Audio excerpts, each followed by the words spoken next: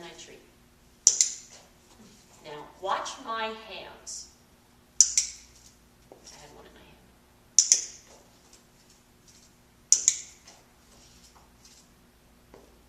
Oops, terribly they click. So if you're Laura or you're the dog, what do you think is making the click happen? What else is moving when I click?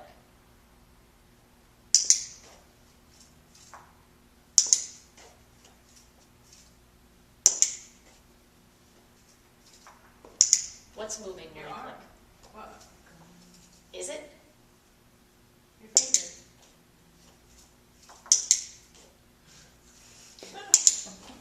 Nothing is moving. Oh. The thumb When is. you click. When I click, the thumb is. But here's the thing.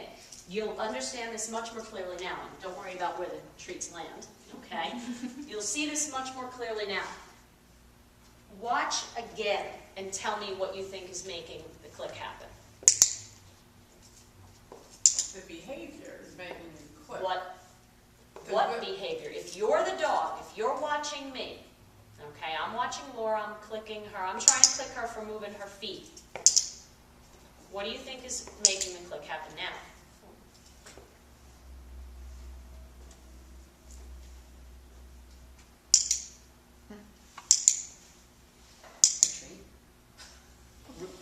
Me reaching into the bait bag. Okay? You guys, try and get me to click right now. Do anything.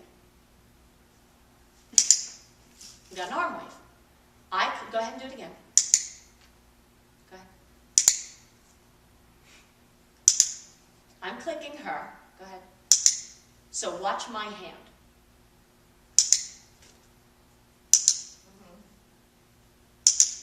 All right. Now watch my hand again. If I'm reaching into my bait bag as I'm clicking, if you're the dog and you're trying to get a click, you don't do anything at all. You sit there and you wait for me to reach into the bait bag, and that is the kiss of death to clicker training.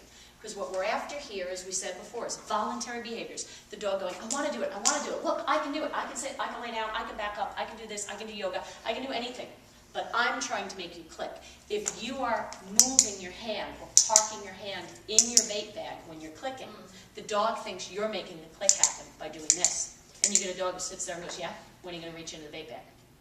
That's the problem, okay? So very still, then treat. Click, then treat. Click, then treat. Doesn't matter which hand you use, but click, then treat. Questions on that part? I mean, if you're not wearing a bait bag, the treats would just be like on the counter. Yeah, again, within 2-second reach, and as I was going to say, Susan, before, like if you were outside in the yard, you got a lot of pockets. Here, here, here, here, here, here. You want variation, okay? My dogs are big dogs. If they don't lay down in the car, I can't back out of my driveway. So for the longest time, I had a little plastic container of treats in my glove compartment, because I needed to be able to reinforce that behavior in the car. So, and you know, treats are coming from all different places. Also, be careful, if you put your clicker on your right side and you leave it on when you leave class, you're gonna get in the car, put your seatbelt on and click. And then you've got to find a treat and throw it to your dog in the back seat, because otherwise you're wrecking the contract. All right, questions? Okay, now, there are 3 ways to get behavior. And by the way, does anybody have to run out of here at a certain time today? Because we're running a little slower than normal, but I want to make sure we cover everything and I answer your questions. 3 ways to get a behavior from your dog, because what this is all about is getting a behavior and then reinforcing it enough so that the dog starts to offer it. The dog is dying to do it. The 3 ways that we usually get behavior are by luring. Luring, and Holly, do you remember when you took your last class with me? It was September 2008. Okay, so we would have done capturing at that time, I believe. Luring is where you take a treat into your hand and you steer the dog this way to sit, or you steer the dog that way to down. And luring is kind of not the greatest way to get behavior, because luring teaches the dog to wait for you to take out a piece of food to get him back in the house. Luring is like, let's say Laura needed me to follow her to her house. She needed me to come to her house later today. And she can either say to me, okay, here are the directions, and write them down or tell them to me, and I can drive there on my own. Or she can say, follow me in your car. I'm still going to get there. But luring is like just following her mindlessly in my car and focusing on her car. Okay? I never really learned what did I pass, what are the landmarks, where did we turn, as opposed to teaching me to think on my own and how to get there, okay? So what we're going to do is we're going to focus on capturing. Capturing is very simple. Capturing is simply waiting for the dog to do a behavior. Click, pay. Whether it's sit, whether it's down, your homework is going to be to focus on sit and down, and any other, by the way, behavior you think is cute or funny. So if your dog does a little trick, they lay over on their back. I'm not crazy about like sit and beg and stand behaviors, only because that leads to more jumping. But anything your dog does that you think is cute, see what happens when you click and pay. But all that capturing is waiting for behavior to happen and pay for it. But what's missing? What are we not using? Command. Not using a word, okay? Words come later. Dogs do not speak English. Now the reason we kind of laugh at that is the way, I said something to Ludwig the other night that even for me came out of my mouth sounding so unbelievably ridiculous. And I can't, it was something like, why do you always take the squeaker out of the toy? Don't you know that that's going to hurt you? You know, it was something along those lines. But we talk to our dogs like that all day long. Like we talk to our spouse and we talk to our children, but we really do forget that they do not understand English. So starting with a word is like me looking at Lori and going, schminglen. It's pointless. Now that word might mean something in German, but until they know the behaviors, the word is pointless. We're going to come back to that in a minute. But capturing is simply waiting for a behavior to happen, click, pay.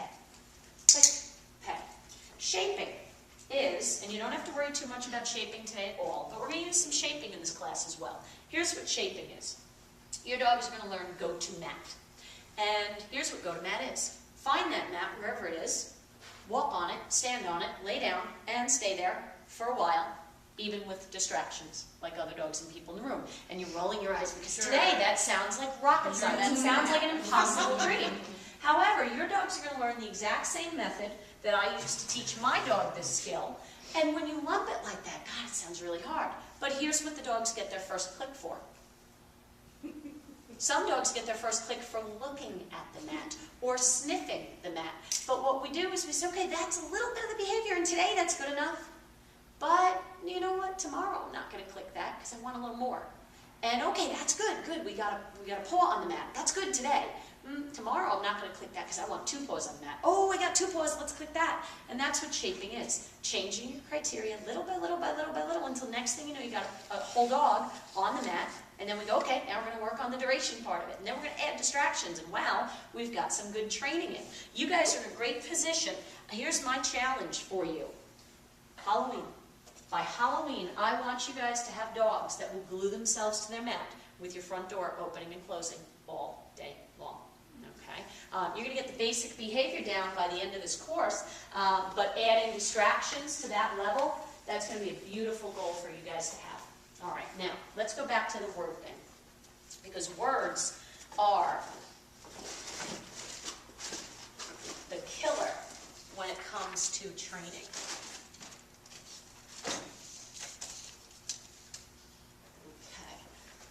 Let's see. Holly, do you speak French? No. Excellent. All right. Borrow you for a moment. I'm going to put all your stuff over here.